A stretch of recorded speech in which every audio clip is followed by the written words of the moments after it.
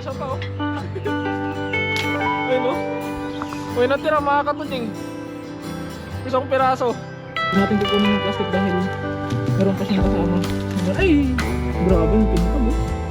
Oh, yung kintab mga katunying. Oh, pangatlo mga katunying. Fresh na fresh.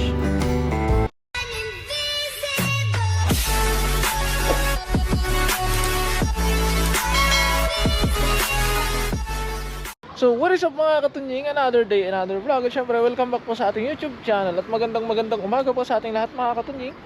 At syempre nandito na naman tayo para gawin yung mga dapat natin gawin dito sa garden. At kahapon nga pala mga katunying ay bali binungkal na natin o pinrepair natin yung pagtataniman natin ng kamuting kahoy. At konti lang itatanim natin mga katunying, hindi na sobrang dami ulit. Pero yung ibang matitira na ano natin, matangkay ng kahoy, ikakalat natin dyan sa paligid mga katunying. And then, ngayong araw naman na ito mga katunying ay yung pinanggalingan ng kamuting kahoy na inubos ng daga ay i-prepare natin o lilinisan natin, bubungkalin natin ng maayos, iayusin natin dahil pagtataniman natin ng mga ibang gulay yan ngayon mga katunying.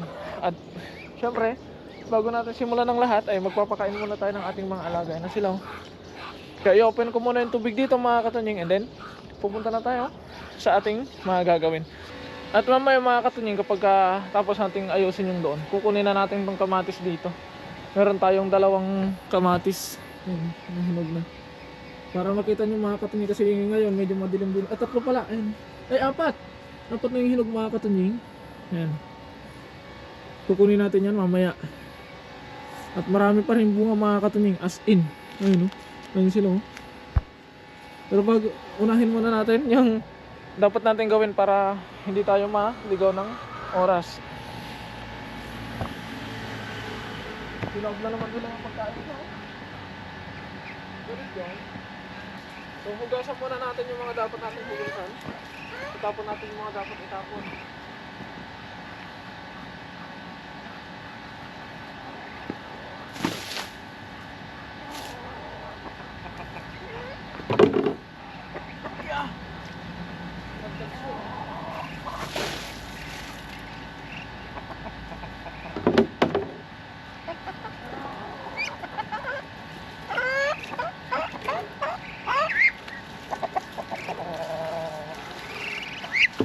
Hindi sila makasunod sa atin. Medyo madilim-dilim pa pero hindi na gaanong madilim, unlike ng mga nakarang vlog natin mga katunying. Kaya meron na tayong ilaw. Kunin natin yung kanin.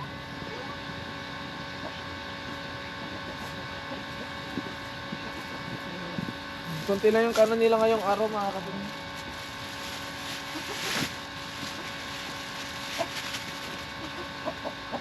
Kahapon nagpunta ako dun sa shop ng bilihan ng sisiyo mga katunying at darak. Mamayang sabi niya sa akin kahapon, bukas ng hapon daw mayroong darak. At babalik tayo mamaya. At meron silang mga sisiyo doon mga katunying, pero hindi ko kasi ikor sa kanila yung sisiyo nila, gawa ng malalaki na. Kasi mga katunying, kapag bumibili ako ng sisiyo, mas gusto ko yung sisiyo na bagong pisa kaysa yung malalaki na mga katunying. Kasi yung malalaki na mga katunying, gaganto na siya kalaki. Hindi ko alam kung gaano na siya katagal. Hindi ko alam kung baka mamaya 3 linggo na pala yun, tapos ganun lang kalaki. Baka nabansot na ganun. Kaya mas okay yung ako mismo yung papalaki mo na sisiyo.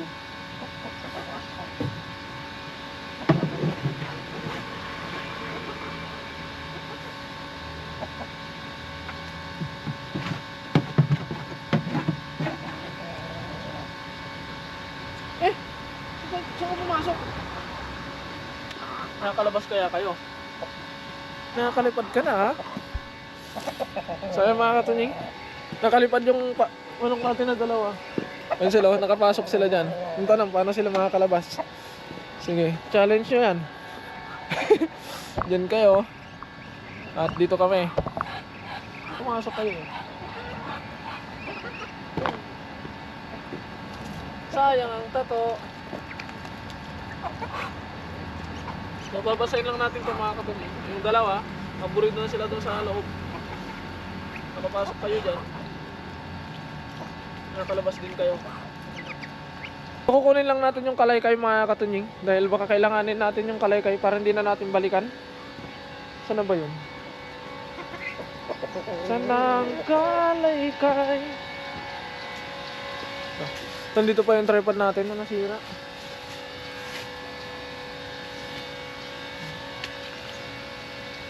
Dalhin lang natin. Hindi ko alam kung kailangan natin, pero mas okay na yung sigurado.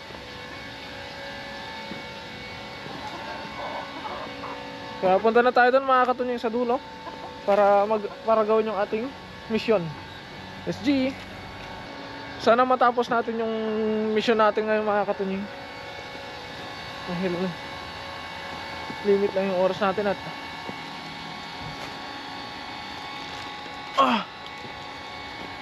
so meron na namang mapipitas ng talong sa mga susunod na araw. Ayan. Ayan. Susunod din natin yan na i-cultivate mga mga katunying, i-proning. So thank you so much po pala sa nag-suggest sa akin mga katunying na gawin yung sabon at tubig. At ayun nga po mga katunying, mabisa po sila. Ayan, nawala po yung mga puti-puti ng dahon mga katunying. Dito din po sa ating sitaw, nawala din po yung kanilang puti-puti. Ayun, nawala talaga sila mga katunying. Naging green na ulit yung kanilang kulay. Ayan. Tulad kasi hindi tulad nung nakaraan talagang puti ito lahat. Pero ngayon, okay na sila mga katunying. Thank you so much po sa mga suggestion nyo. Maraming salamat po mga katunying. So bali, ito yung natapos natin kahapon.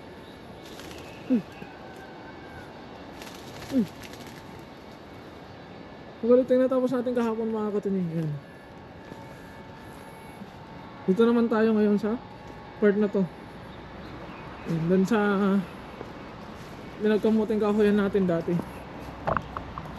So, bago pala natin simulan itong mga katunying ay bago natin simulan yung gagawin natin doon, kukunin natin ng tubig dito dahil tutubigan natin yung nandito. Ayan. So lalagay natin siya dito sa dulo kung saan naman ang kakalat yung mga katunying yung paligid nya, kung saan kakalat yung paligid nya, kung saan kakalat yung tubig sa paligid nya.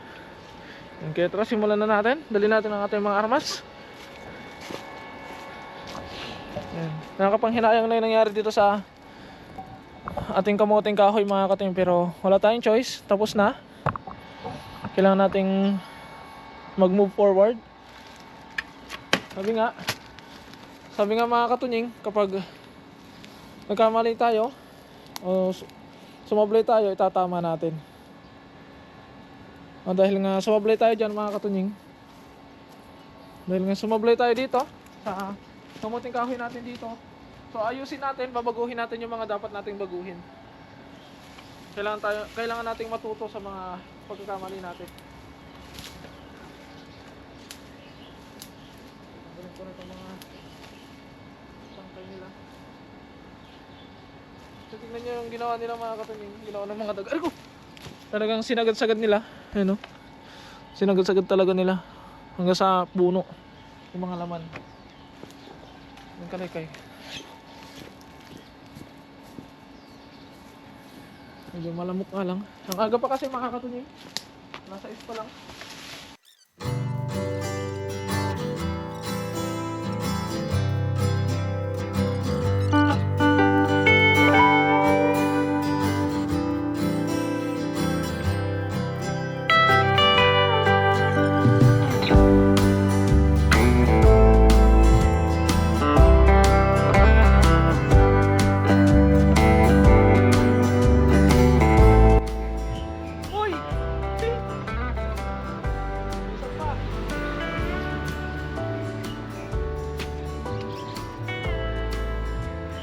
May isa pa oh.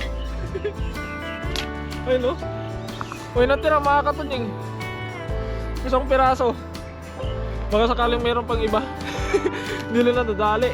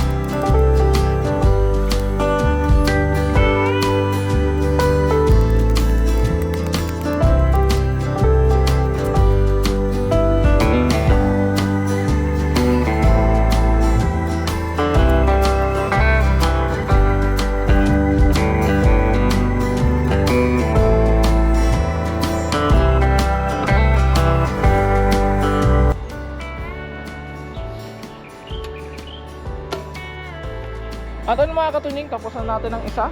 Bale meron pa tayong isa mga katunying. Tapos na ang isa at meron pa tayong isa. Ito na yung ating natapos. Yan. So ready to plan mga katunying. Ito naman, gagawin pa natin itong isa bukas naman. Magkasama natin ito babanatan para kapag meron tayong free time ay maka-check na tayo kung ano ang pwede natin itanim dito mga katunying. Bali, hindi ko pa alam kung ano pang itatanim ko dito. Pero maaari po kayo mag-suggest mga katunying kung anong pwedeng itanim sa ganitong pagkakabungkal. Yan po siya mga katunying. Bali, binungkal po ng daga yung mga katunying, inayos lang natin. Ito po yung ginawa ng mga daga sa atin na yan. Ito yung binalik nila. So, kinuha nila yung kamuting kahoy natin, tinulungan nila tayong magbungkal. At meron pa naman silang tinira mga katunying kahit pa paano. Isang piraso. Hindi ko alam kung okay pa to. Pero huwag na natin kunin para safe. Ngalit lang. Huwag natin kunin mga katunying, bigyan na natin sa kanila ito ng tuluyan. Talagyan na natin dyan. Sila na bahala kung kukunin nila. O baka nanawa na din siguro sila mga katunying. Malalagyan natin itong mga gamit natin dito para hindi na natin bitbitin bukas. At yung dito naman, ano natin, tapos na din siyang buligan. Isang side pa lang ang tinamaan. So pupunta pa yun dito, pero kailangan na natin i-open yung tubig dahil tayo ay papasok na sa trabaho. So pupunta na tayo dun mga katunying dahil mag-harvest pa tayo ng kamatis.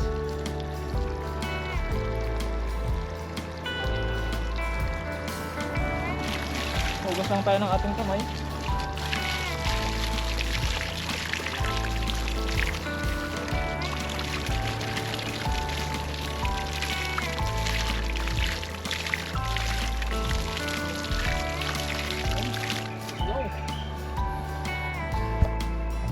Kaya tara mga katunying, samahan nyo muna akong harvestin yung kamatis natin.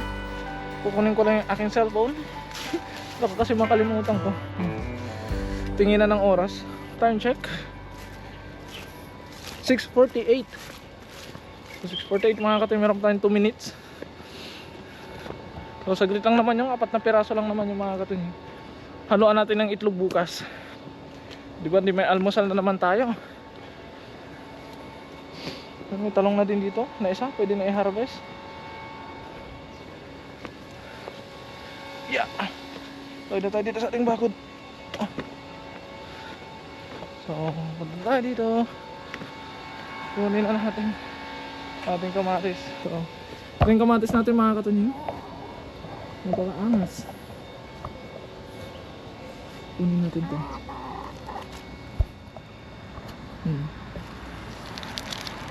Tapos, huwag natin kukunin yung plastic dahil meron pa siyang kasama. Ay! Grabe, yung kintab oh. Wow, yung kintab mga katunying, tingnan nyo naman yan. Walang spray. Pero kailangan lang talaga natin ng effort mga katunying kasi kailangan nating plastikan isa-isa. So nakaisa na tayo, 1-0.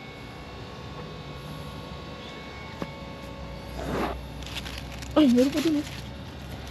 Ano natin to? Ito walang kasama kaya kunin natin pati plastic. Papakita ko lang sa inyo. May damage. Pero sa ibabaw lang. Pero tingnan nyo naman yung sapuetan niya mga katunying. Talaga naman, napakaangas. May pa isa dito. Ano yun? May kasama o wala? Walang kasama. Tatlo, pangatlo mga katunying. Fresh na fresh. Kala ko damage. Ano pa dito isa? Ay! Pero pa yun eh. Saan na ba yun? Dito. Ito may kasama to. Hindi natin kukunin yung plastic. Ang kukunin lang natin yung bunga. O di meron na tayong ano. Ayun. Nakaapat tayo mga katunying. Not bad. Thank you so much po. Unang pitas. Thank you so much.